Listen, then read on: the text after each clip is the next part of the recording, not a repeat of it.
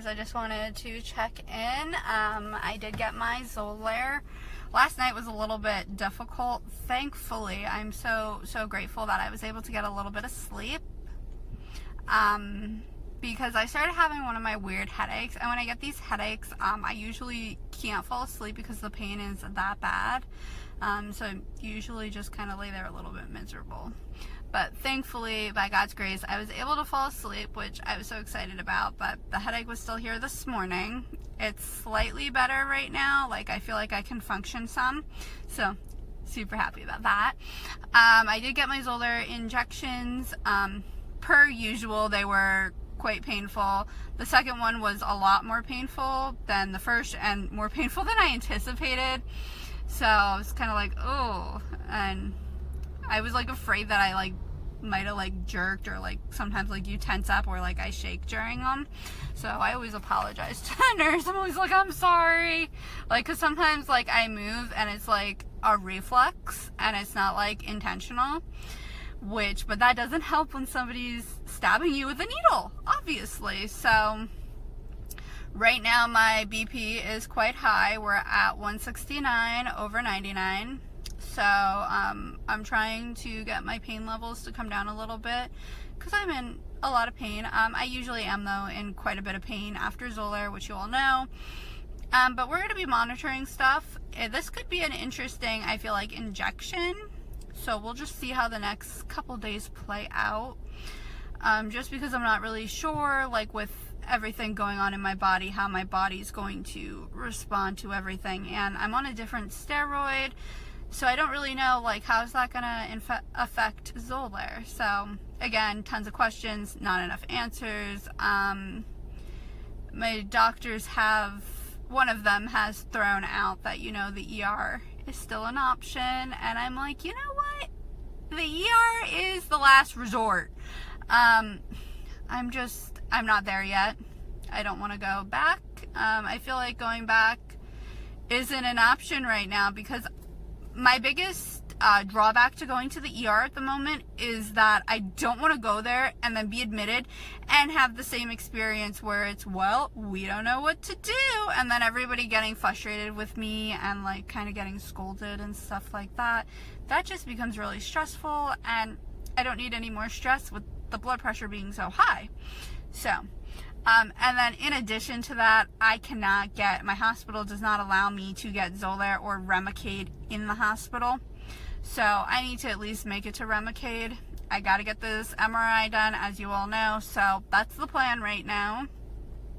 The plan is to avoid the ER at all costs for the time being, especially still there's too much of the virus. My hospital is in New York. So yeah, that's kind of where we're at. It's only been not even an hour since my injections. So we got to give it time to kind of kick in for the body to register it, and I will let you guys know how it all goes. I'm really sorry. I'm really bad at looking at the camera in general, but it gets worse when I'm in public, so I do apologize for that. Alright, I hope you all are having a fabulous day, and I'll see you guys later. Bye. Because I'm happy, I'm alone if you feel like a room without a roof. Because I'm happy, I'm alone if you feel like happiness is the truth. God, don't hold back. Well, I should probably warn you, I'll be just fine. Because I'm happy, I'm alone if you feel like a room without a roof. Because I'm happy, I'm alone if you. Good morning, guys. Alright, so I wanted to give you a little bit of an update of what's been going on since the Xolair injection. Keep in mind that there's obviously, if you've been following me, there's a ton going on in my body. It's hard sometimes to make heads or tails out of stuff for medical professionals, so we all do the best we can to give the right information. It's hard to tell what is exactly Zoller linked, but I will say I do think that Zoller at least has aggravated some stuff. So let me walk you through what happened. Last night I was doing okay. I mean, nothing like crazy at first, you know what I mean? like I felt pretty normal. And what I mean by normal is like my normal after Xolair. So I have trouble a lot of times like lifting my arms after Xolair. I have a lot of weakness, a little bit shaky, very fatigued, sometimes headaches, stuff like that. So I was having like typical stuff like that, but overall, all in all, doing okay. I was moving around quite a bit. That's usually what I do. If you've seen my videos, I fidget a lot, I move a lot, I talk with my hands. So I was, doing my normal stuff, but sitting in my bed, like resting because I was absolutely exhausted and not feeling like amazing. So decided it was a good idea to go sit over there, which it was. And then all of a sudden I had like a pins and needles feeling sensation in my legs. Then after that, everything was like cut off. So basically I lost all feeling for a little bit in my legs and I was unable to move them, which is always nerve-wracking. And I think it's more frustrating for me than anything because I like to be able to have the freedom to get up and go and do whatever I want. So I feel like that was more like frustrating and annoying, to be honest. And after some time, I was able to like get some sensation back. My parents were here, like trying to figure out like what else could we do or whatever to try to bring back the feeling a little bit sooner. Obviously, not much helps. Time does the best when it's something like that because it's not my norm. So basically, eventually I was able to get most of the feeling back in my legs. I was able to then proceed to use my walker to finish getting ready for bed and all that lovely stuff. I got ready for bed. However, I went to bed to go to sleep, obviously, and that was short-lived. So I fell asleep maybe from 10 to 12 or 11 to 12, somewhere in that time frame. Not enough sleep, to be honest, for somebody with chronic illness.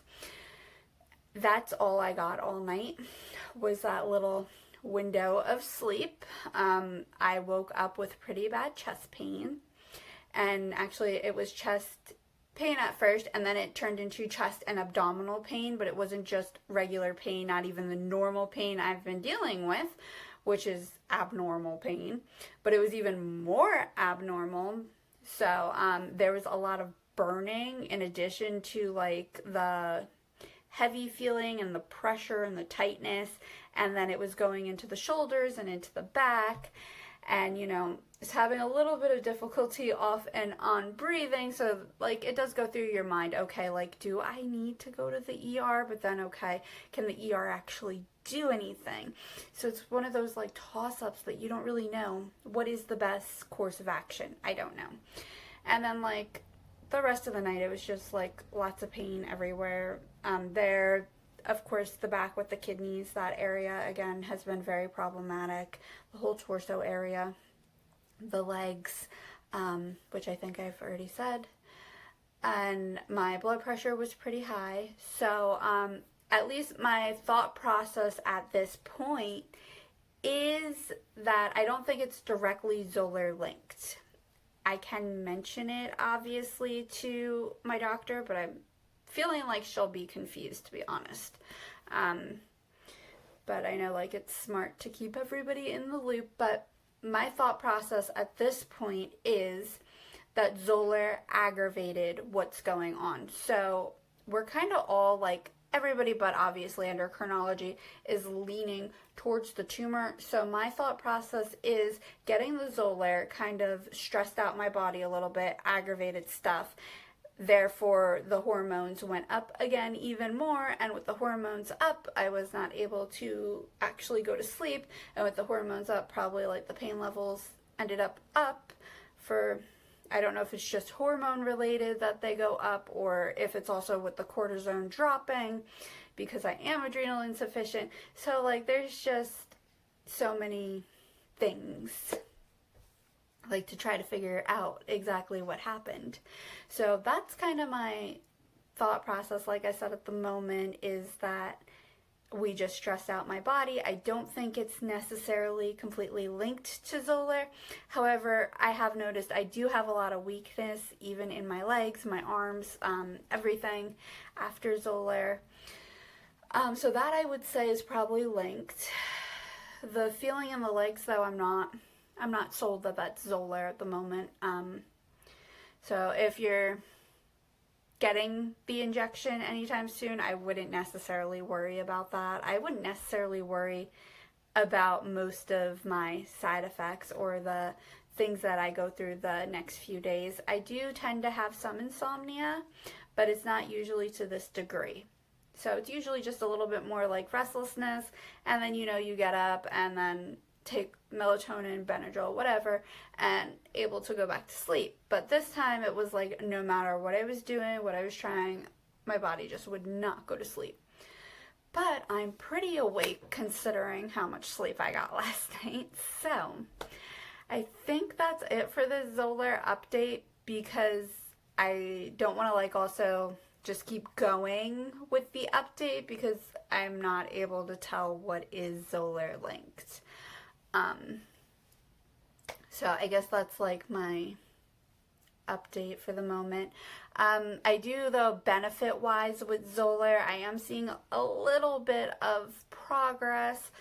Not nearly as much as I would like, or enough in general, but I am seeing like that I'm reacting a little bit less with like showering and stuff like that, which is lovely. When I am having like the tightness of the throat, not even gonna like touch on the chest because there's too much going on there, but the throat tightness is not as severe as usual. I do though still need to know like where my inhaler is and so on and so forth, but I'm taking like less, so we're gonna count that as a win, because I count every little thing as a win. So yeah, I think those are like the main things. I've had a little bit less hives, not like drastically less, but I also have other like weird stuff going on with the skin, which I like did mention, like about the scab looking type things, and they're showing up other places, and like those, some of them look like just average scratches. Look how tiny that is, but like I have them all over the place, and some of them are in weird patterns, so we don't really know what's going on with that. I don't necessarily think that's even mast cell or allergy related, but who am I? I mean, I could find out down the road it is. But it also does look like, from my understanding, that mast cell could aggravate potentially a tumor or adrenal stuff in general, or they could like aggravate one another. So I'm wondering if that's part of it too. So hopefully you found this video somewhat helpful. Let me know in the comments below if you've been on Zoller, and how does things typically look or progress for you, like the days after Zoller? Like the day that you get it, how do you feel? Do you have any like side effects? And like the following few days, do you notice side effects? I usually notice that I feel more run down for 3 to 5 days, that I don't feel like normal. And then I start to feel more myself after that. So let me know what your experience is, because I would love to know.